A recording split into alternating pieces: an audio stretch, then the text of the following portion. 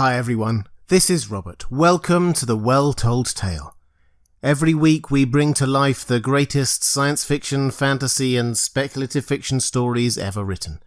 I am committed to providing these weekly audio narrations free and without adverts in the middle, breaking up the flow of the story. If you'd like to support The Well-Told Tale and get access to some exclusive patron-only benefits, please do consider becoming a patron by visiting patreon.com/thewelltoldtale. There's also a link in the description. Today we reach part 4 of The Time Machine by H.G. Wells. The time traveller is still 800,000 years in the future. He has made a friend among the Eloi, Weena, and has discovered a second race he believes to be descended from humanity, the Morlocks. And he is convinced that they have his time machine. Now he has to get it back. So pull up a chair, relax, and enjoy part 4 of The Time Machine by H.G. Wells. Chapter 9. The Morlocks. It may seem odd to you, but it was 2 days before I could follow up the newfound clue in what was manifestly the proper way. I felt a peculiar shrinking from those pallid bodies. They were just the half-bleached colour of the worms and things one sees preserved in spirit in a zoological museum, and they were filthily cold to the touch. Probably my shrinking was largely due to the sympathetic influence of the Eloi, whose disgust of the Morlocks I now began to appreciate. The next night I did not sleep well. Probably my health was a little disordered. I was oppressed with perplexity and doubt.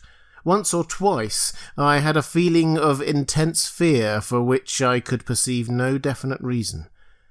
I remember creeping noiselessly into the great hall where the little people were sleeping in the moonlight. That night Weena was among them, and feeling reassured by their presence.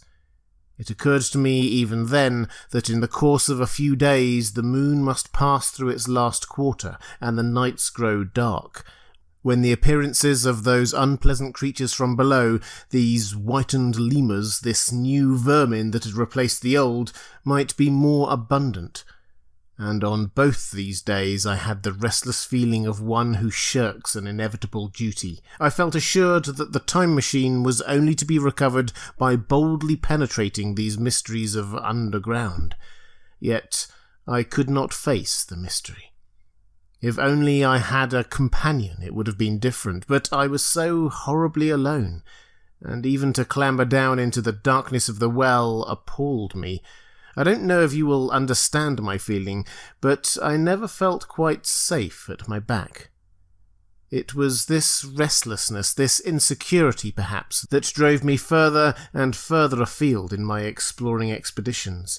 Going to the southwestward toward the rising country that is now called Coombe Wood, I observed far off in the direction of 19th century Banstead a vast green structure, different in character from any I had hitherto seen. It was larger than the largest of the palaces or ruins I knew, and the facade had an oriental look, the face of it having the lustre, as well as the pale green tint, a kind of bluish green, of a certain type of Chinese porcelain. This difference in aspect suggested a difference in use, and I was minded to push on and explore. But the day was growing late, and I had come upon the site of the place after a long and tiring circuit, so I resolved to hold over the adventure for the following day, and I returned to the welcome and the caresses of little Weena. But next morning I perceived clearly enough that my curiosity regarding the Palace of Green Porcelain was a piece of self-deception to enable me to shirk by another day an experience I dreaded. I resolved I would make the descent without further waste of time, and started out in the early morning towards a well near the ruins of granite and aluminium. Little Weena ran with me. She danced beside me to the well, but when she saw me lean over the mouth and look downward, she seemed strangely disconcerted. "Goodbye, little Weena," I said, kissing her, and then putting her down. I began to feel over the parapet for the climbing hooks. Rather hastily, I may as well confess, for I feared my courage might leak away. At first, she watched me in amazement. Then she gave a most piteous cry, and running to me she began to pull at me with her little hands.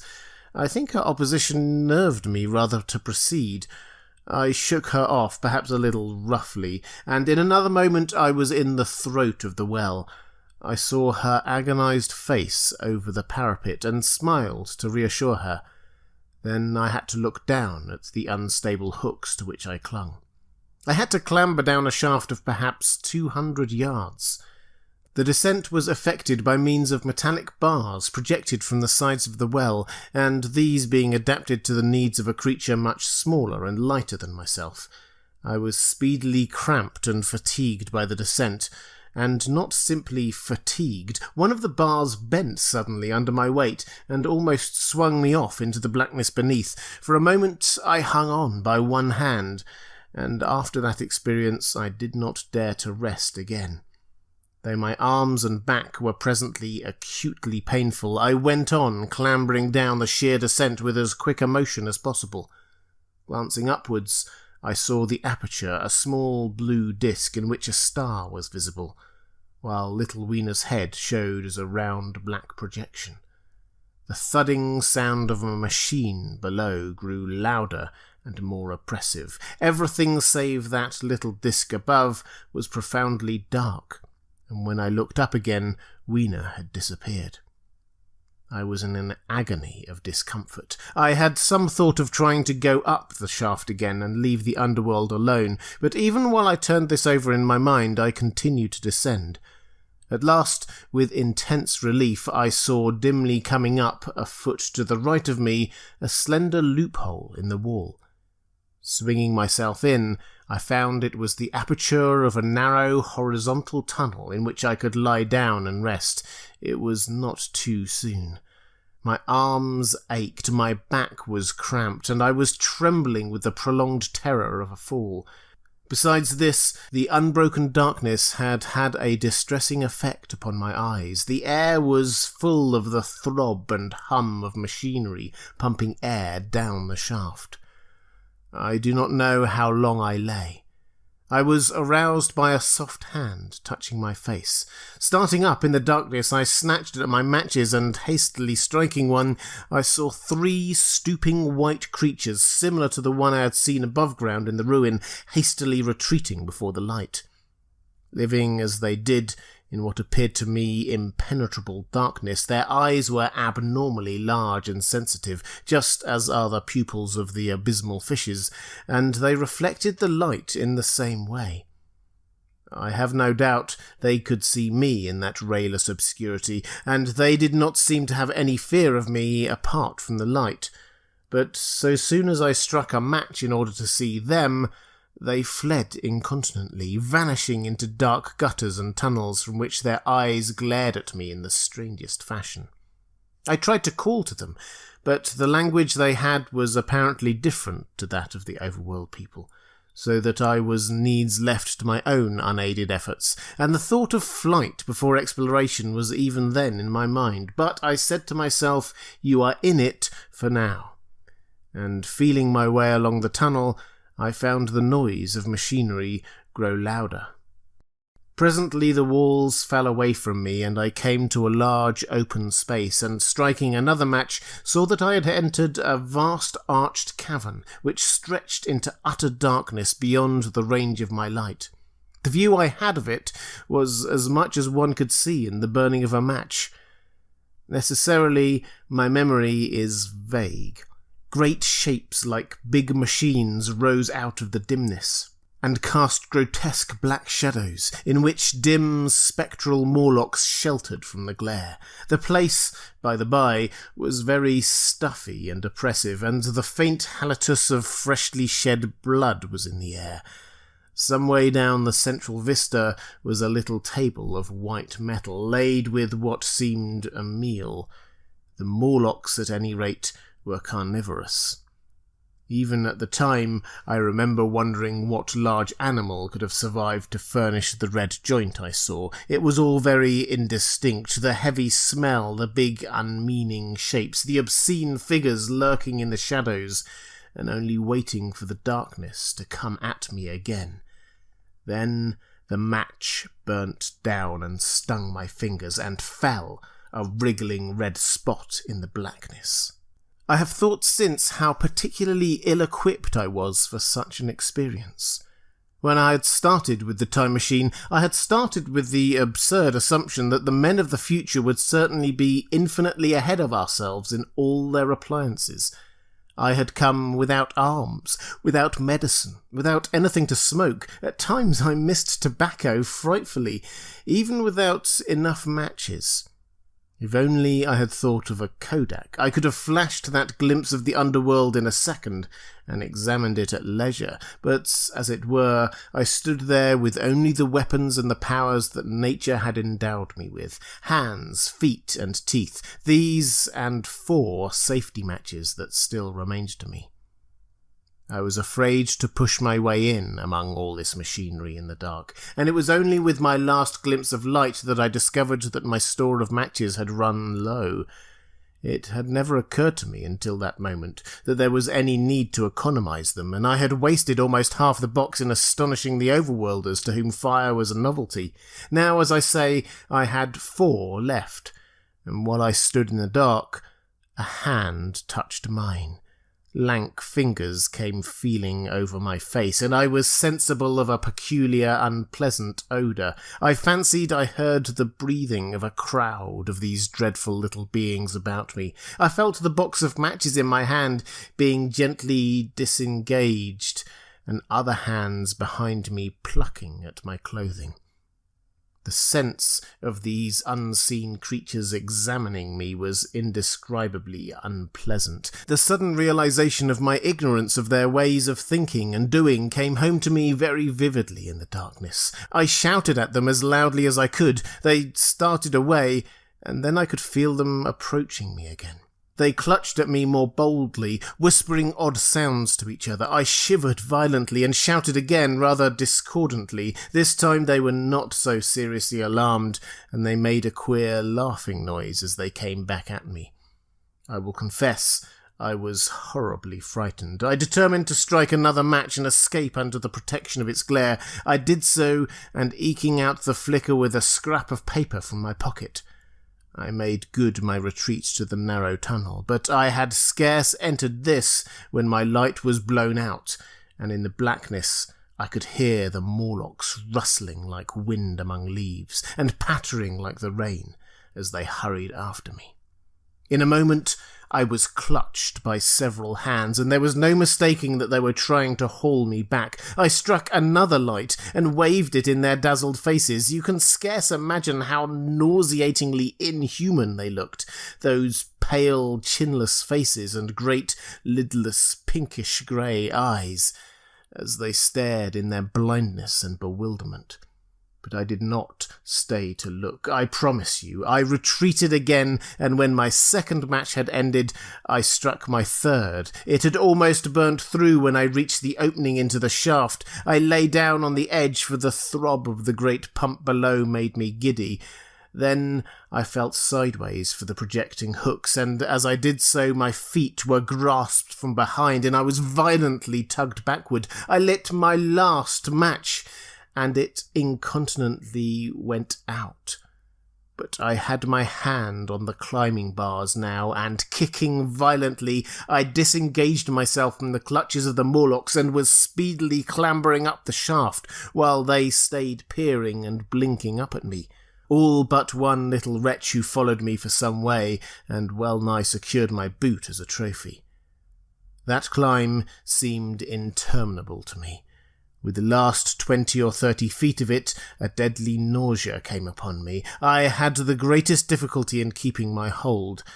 The last few yards was a frightful struggle against this faintness. Several times my head swam, and I felt all the sensations of falling. At last, however, I got over the well-mouth somehow, and staggered out of the ruin into the blinding sunlight.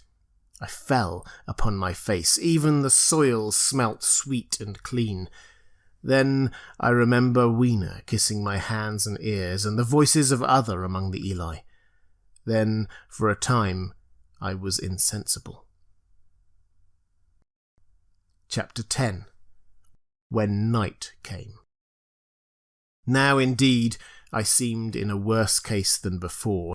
Hitherto, except during my night's anguish at the loss of the time machine, I had felt a sustaining hope of ultimate escape, but that hope was staggered by these new discoveries. Hitherto, I had merely thought myself impeded by the childish simplicity of the little people, but some unknown forces which I had only to understand to overcome.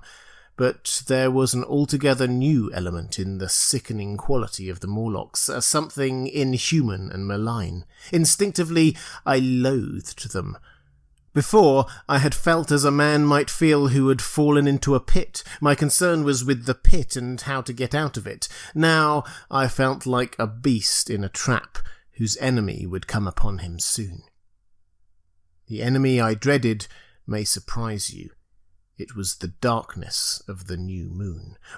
Weena had put this into my head by some at first incomprehensible remarks about the dark nights. It was not now such a very difficult problem to guess what the coming dark nights might mean. The moon was on the wane. Each night there was a longer interval of darkness, and I now understand to some slight degree at least the reason of the fear of the little upper-world people for the dark.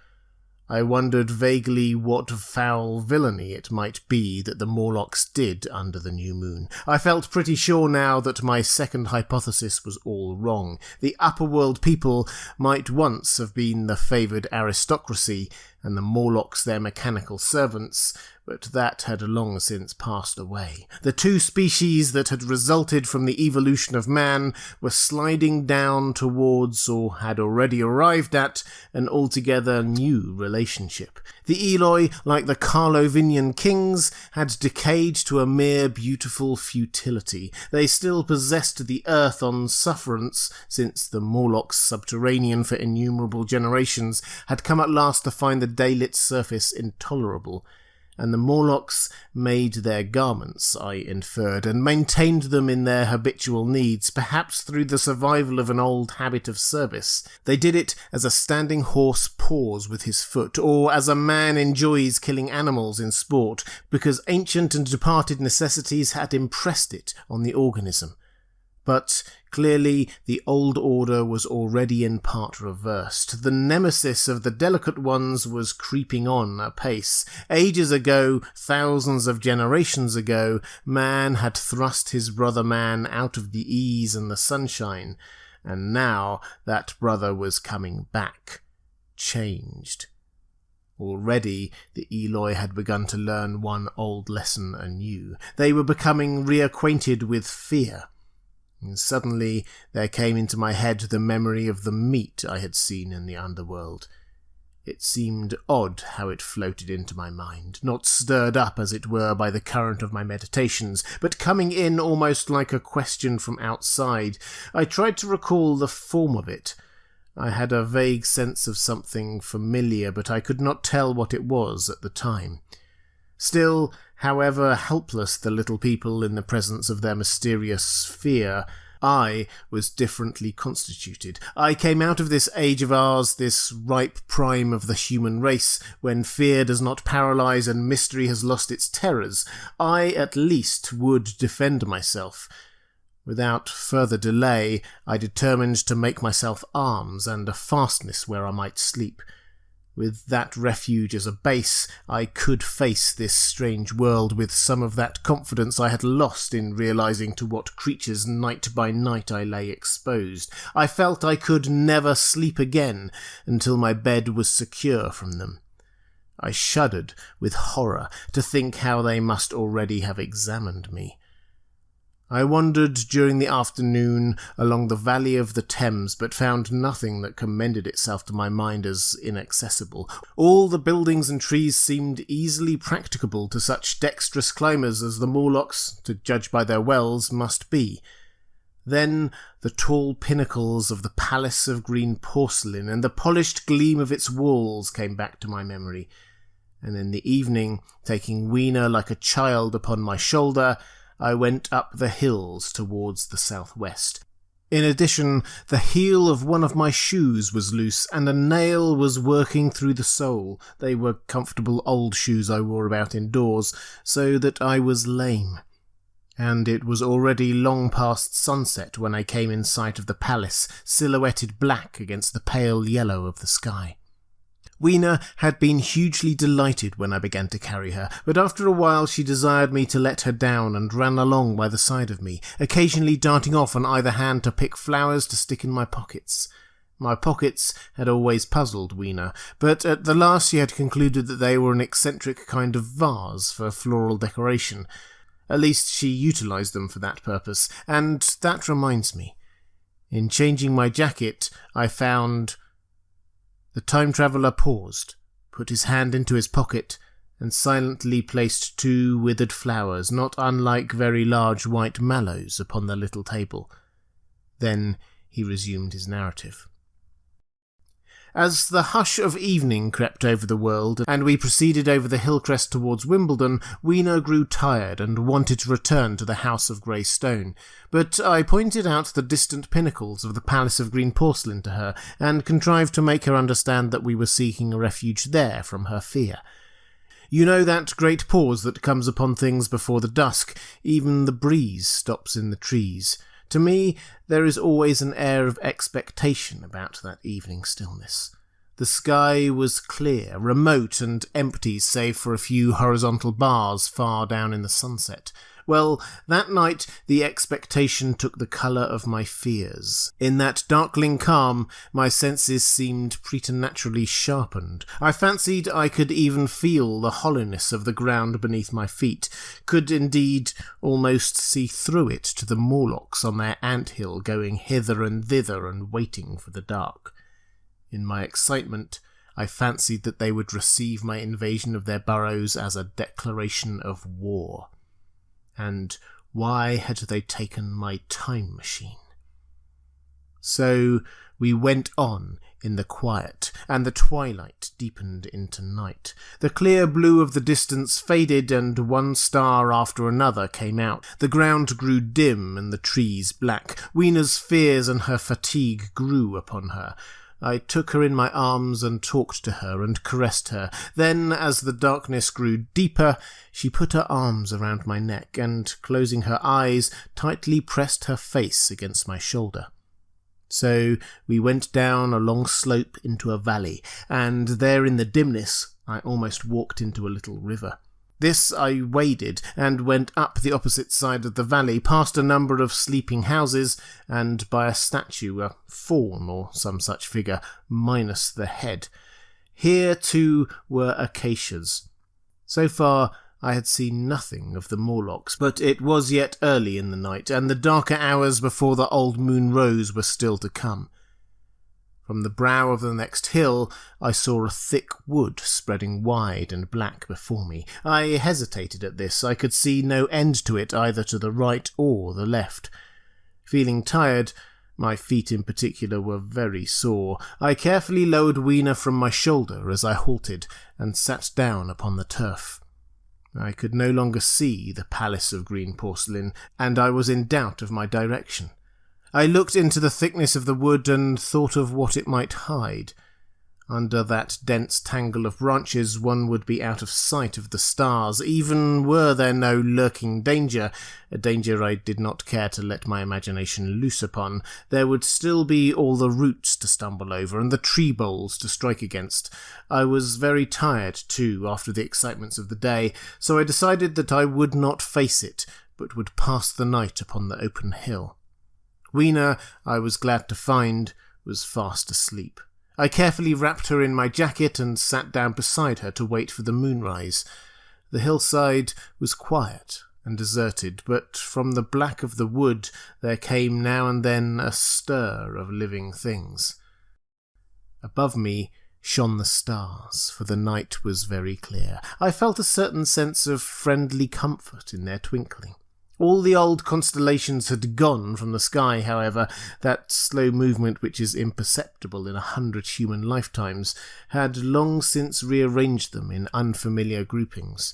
But the Milky Way, it seemed to me, was still the same tattered streamer of stardust as of yore. Southwards, as I judged it, was a very bright red star that was new to me. It was even more splendid than our own green Sirius, and amid all these scintillating points of light, one bright planet shone kindly and steadily, like the face of an old friend.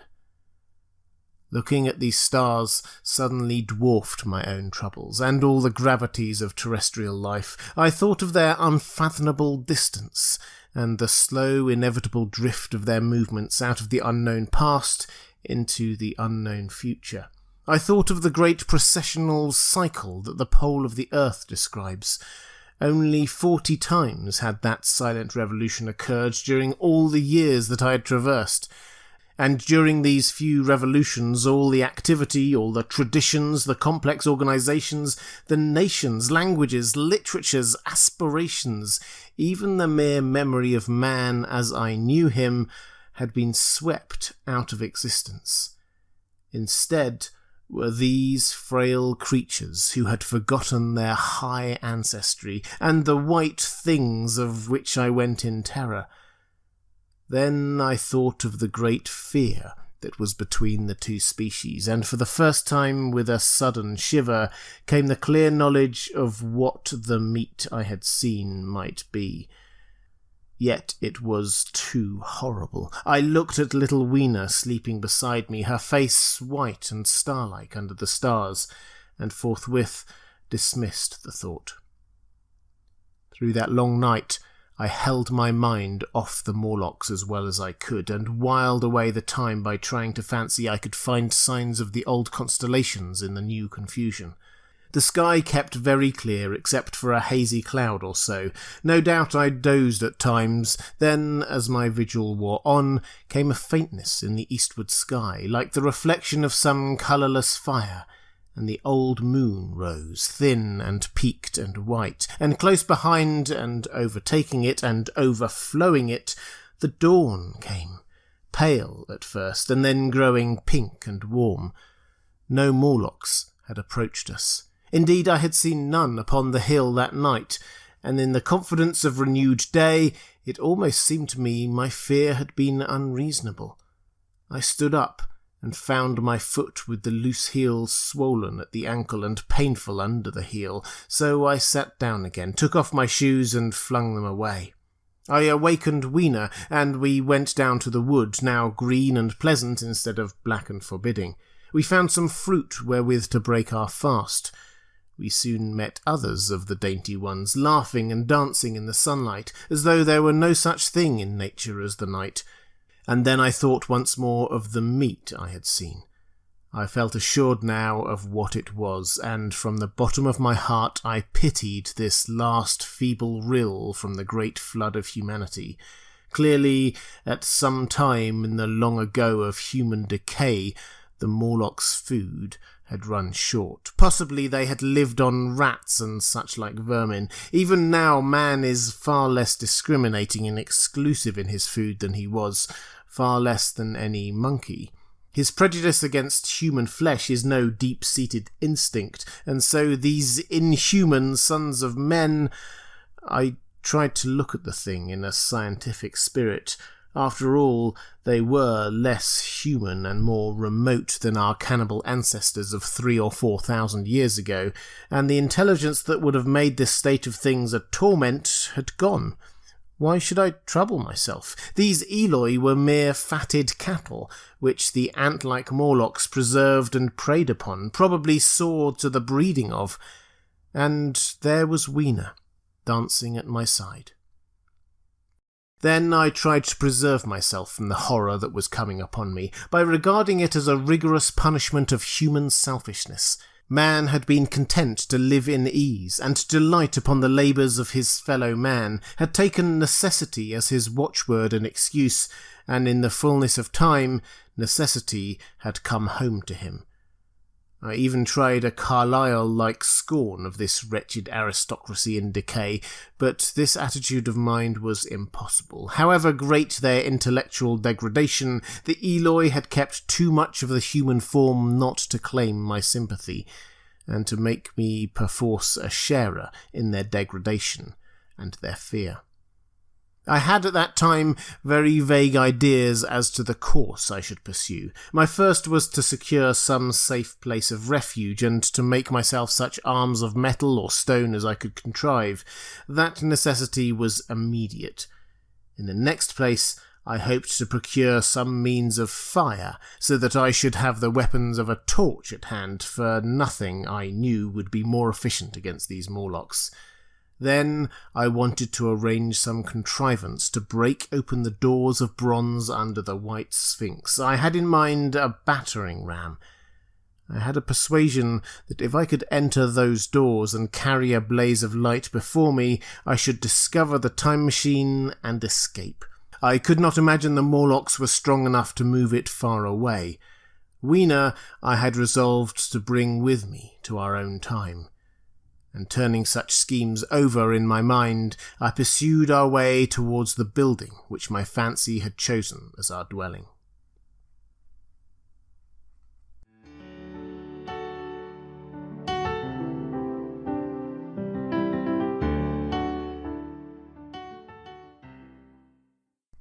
And welcome back.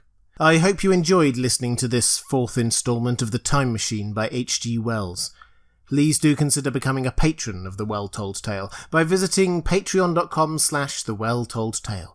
Your support there will help me keep these weekly episodes free for everyone, and there are also patron-only benefits of signing up. That's all for this time. I'll be back next week with the final part of the story. I hope you can join me.